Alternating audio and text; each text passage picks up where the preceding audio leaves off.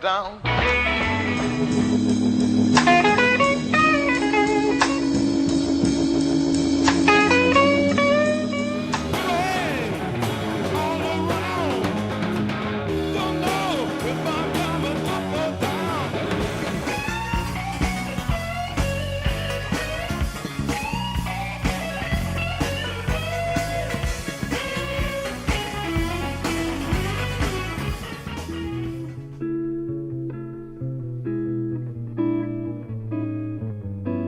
Please welcome Lee Ritenour.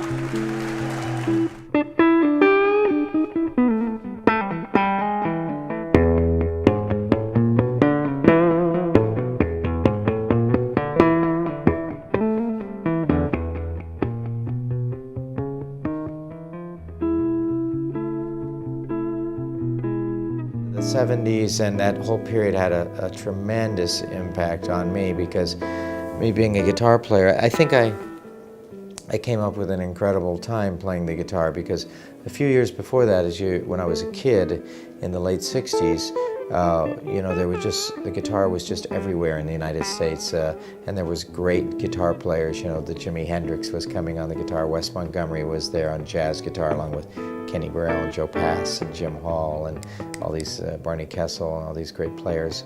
And then Segovia was there with the classical guitar, and Sabicas with the flamenco guitar, and Chet Atkins with the country guitar, B.B. King and Albert King and John Lee Hooker were in their prime for the blues. And it was just in every kind of popular musical culture, there was some great guitar icon.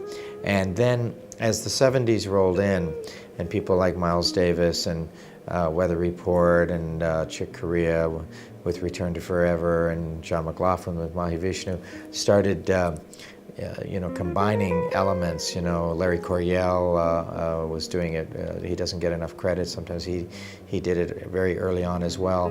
And so I grew up just loving all these different kinds of music, plus R&B, guitar playing, rhythm guitar playing with the Motown songs, because Motown was very strong in that period too. So you had every facet of great, guitar styles, and I think that's why I've been so versatile my whole career, because I grew up loving all these different things, and it was very natural for us in the 70s to blend straight ahead jazz and funk music and pop melodies and Brazilian music. And Brazil was coming up in the late 60s also in great bossa nova guitar playing, so the guitar was a part of all that music.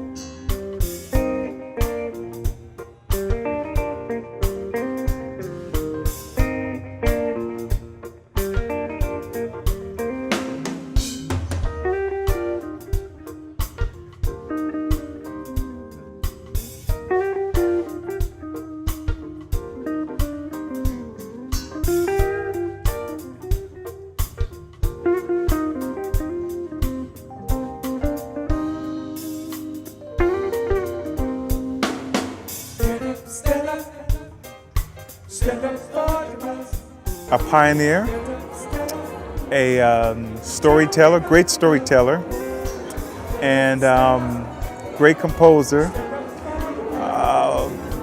Very interactionary. We have a lot of fun interacting with one another, and that's the best part of playing with Lee, because from night to night you never know where the music is going to go. So yeah, I would say my best memories of playing with Lee has always been where the journey is for tonight. Where we start, we have an idea, but where we end up, no one ever knows. So it's a really good journey playing with him and exploring the music together.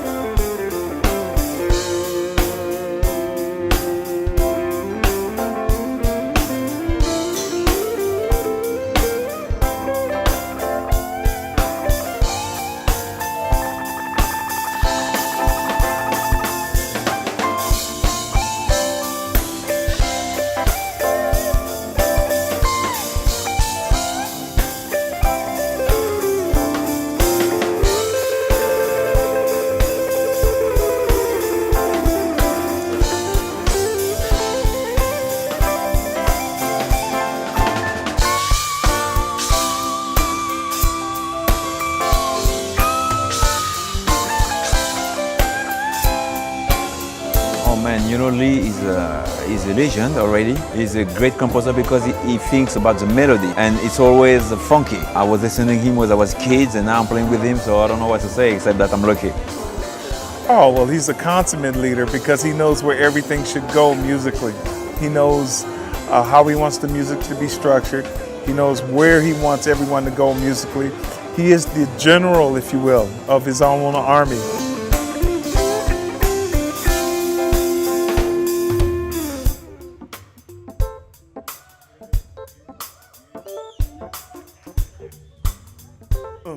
Get up, get up, get up, shit. Wake up, yeah. Get up.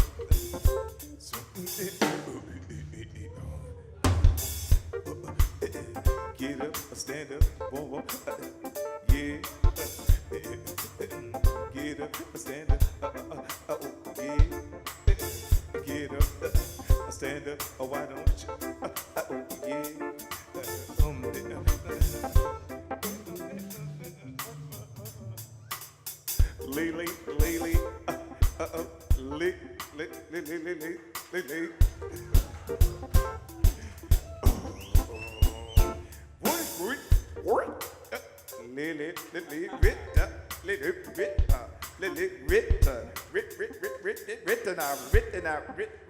Lee. I started out my career as a studio musician. I was kind of trained to be a studio musician, and I got started very early. I got lucky in Los Angeles. You know, there was a lot of studio work going on, and so by the time I was 21, I was doing a lot of sessions. And so one of the sessions I got called to do was Pink Floyd's album, The Wall.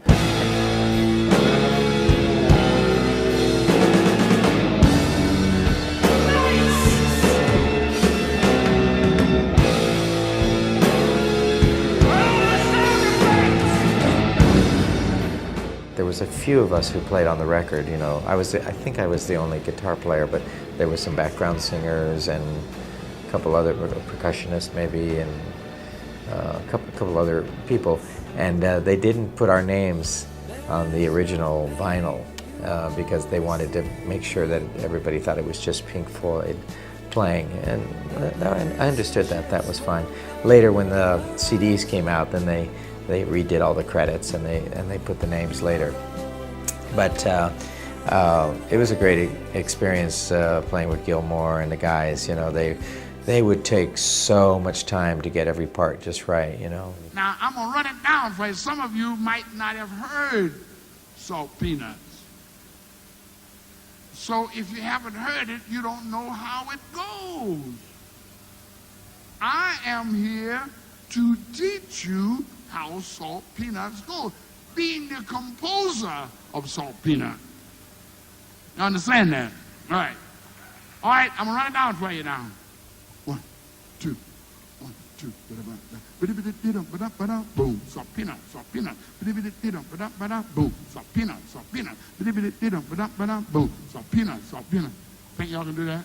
Yeah, there was a series of records that Fantasy was doing. I was a studio player in those days, and I can't remember the name of the Dizzy record, but it was Dizzy Gillespie, Sonny Rollins, Bobby Hutcherson, Joe Henderson, a couple of other incredible great jazz people they were always recording in San Francisco, and drummer Harvey Mason and me, and sometimes Patrice Rushen on piano, we would fly up there and do these sessions.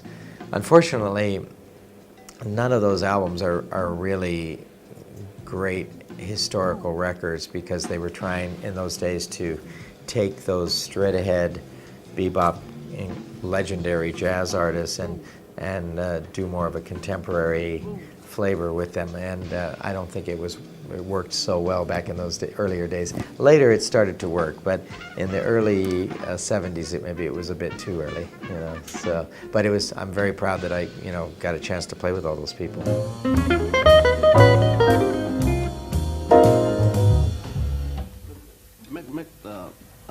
It's a half step thing.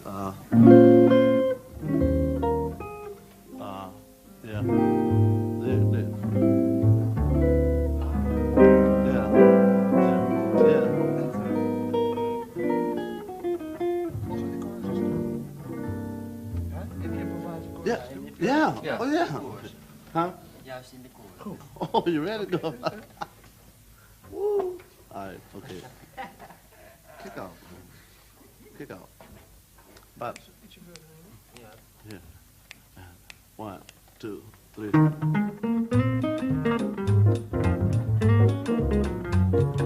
Wes Montgomery was such a big influence for me. I talked about in the 60s when I was growing up, I was really studying so many guitar players and different kinds of music, and checking out, because it was the era of rock and roll was coming, and it was so exciting, and yet I was also studying classical guitar and listening to Segovia all the time. But on the jazz side, Wes Montgomery was sticking out very heavily, because he had such a great, incredible tone and such a great rhythmic approach to his playing, because I love rhythm. So he was a very rhythmical player, and of course incredibly melodic and a great stylist. So he was a big influence, so much so that I named my son Wesley, who's a drummer,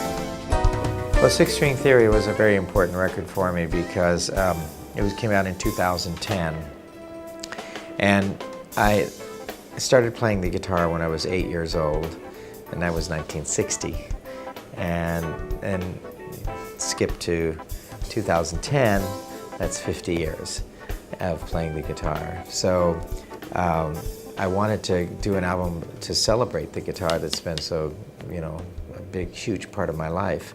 I wanted to combine jazz, rock, blues, acoustic guitar playing, country type guitar playing, and classical, the 6 categories, therefore Six String Theory. And then also I had, kind of these older legends like John Scofield and Pat Martino and George Benson and B.B. King and these kinds of players, right? And then I had some of the new younger U2, what I call the YouTube generation, Guthrie Govan, Andy McKee, great acoustic player, and Joe Robinson, a very young, talented country type player. And these 3 guys were kind of all made their careers out of YouTube. And then I had decided I wanted to have a competition to bring somebody completely brand new. So I started my Six String Theory competition, and the Yamaha Corporation sponsored it, along with the Berklee College of Music in Boston, and Monster Cable, and a few other companies. And a young guitarist from Canada in the classical area won the competition. So we had a young 18-year-old guitar player who nobody ever heard of before on the record named Sean Bubliel. So he won, and he was on the record along with all the way up to B.B. King, who was 85. So that was wonderful. And now the contest is in its third year, going into its fourth year. So it's something I really loved doing it to help new talent as well.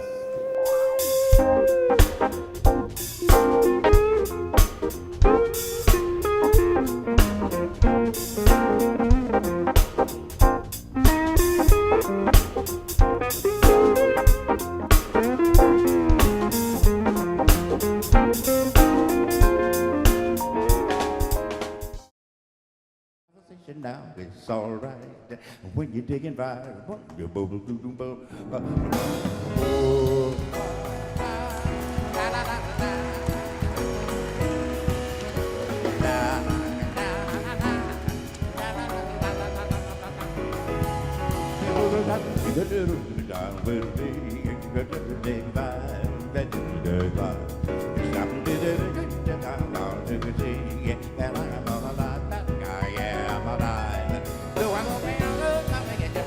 Well, the Monk Institute and UNESCO started this together. I think this was just the second year, and it's just a wonderful idea. It was, I think, almost all the countries in the world participated, like 197 countries did some kind of jazz event. And jazz is one of the few languages that is really a common thread in all these countries. It is a cultural phenomenon, and it is a way to bring people together. I think Marcus Miller said it at the press conference. There's so much strife in the world, and there's so many problems, and when and the most common thing we have in the world as people is our language. But it seems like the language, our words, gets us in trouble. So if we all just kind of shut up and let the music could solve a lot more problems, I think.